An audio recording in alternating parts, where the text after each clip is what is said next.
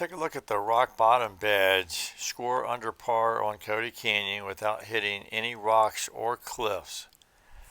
It's tough, but I'll show you a couple things that might help if you want to chase this badge down. Let's get to it. Alright, hole one, we're going to go with the musket. This is my usual play, so nothing different here. And nice birdie start.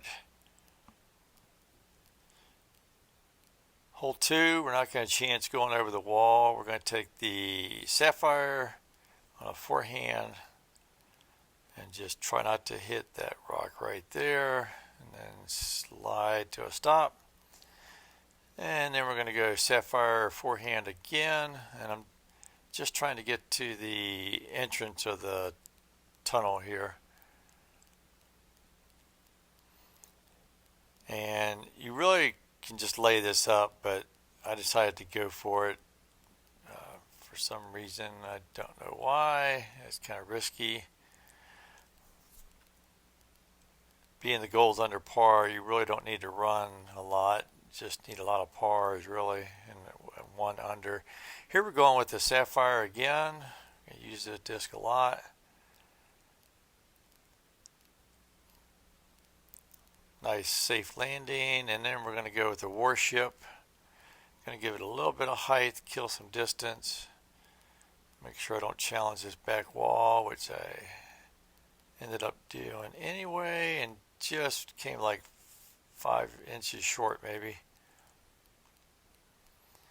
But another birdie, so we're looking good. This is the tough one. We're going to go with the musket here on the forehand. This is the only way to get through that I found without touching anything, and it is a very tight line, but it's doable. So that's the key right there. You can use accurate roll also, but yeah, that's once you get 4, you feel like you got it made.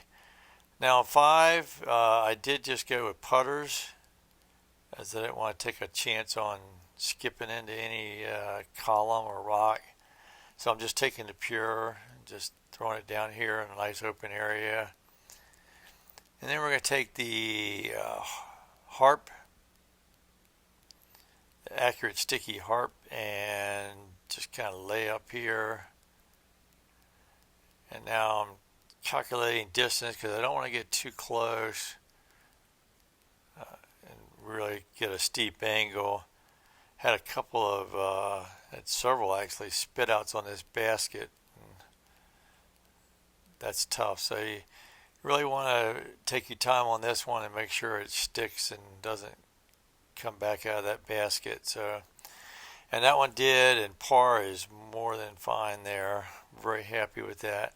We're going to go with the musket, accurate extra glide.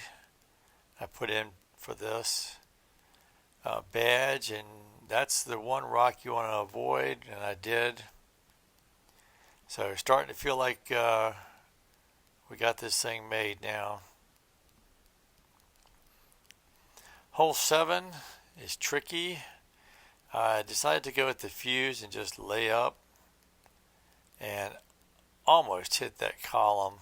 I don't know how I missed that. And then I realized that that's a long way to go to lay up and not smack into something. So I decided to come over here to the left and just lay up again with the fuse. I thought that was a really safe area, and almost hit that rock. So 7 was very sketchy, and the smart play here would have been to just lay up, but for some reason I decided to go for it. I think it's just kind of ingrained in my game. And here we're going to go with the accurate roll musket. I put this in just for this badge, and we're going to try to get just beyond these few rocks and skid to a stop. And again, the smart play here would have been layup, but 60 feet, it's like just do it, move on. But that wasn't necessarily the smartest move. And 9, I'm definitely going to play very conservative. I'm going to go putter, taking the pure, and just tossing it up here. And then I'm going to take the harp forehand, just so I can make sure I get to the right of this column and get a nice look at the fairway. And then decide to go with the harp again. And didn't quite get the distance I thought I would. So I'm going to lay up once more with the harp. Just a tiny bit. I'm just trying to nudge it up on the top of this hill and hopefully stop short of that rock right there, which I did, and then drop it in for the bogey, but we're 5 under, so we're looking good. So that is the rock bottom badge. Hole number 4 is really the challenge. Once you get that dialed in, the rest of them you can work. So I hope you learned something, and we'll see you around the valley.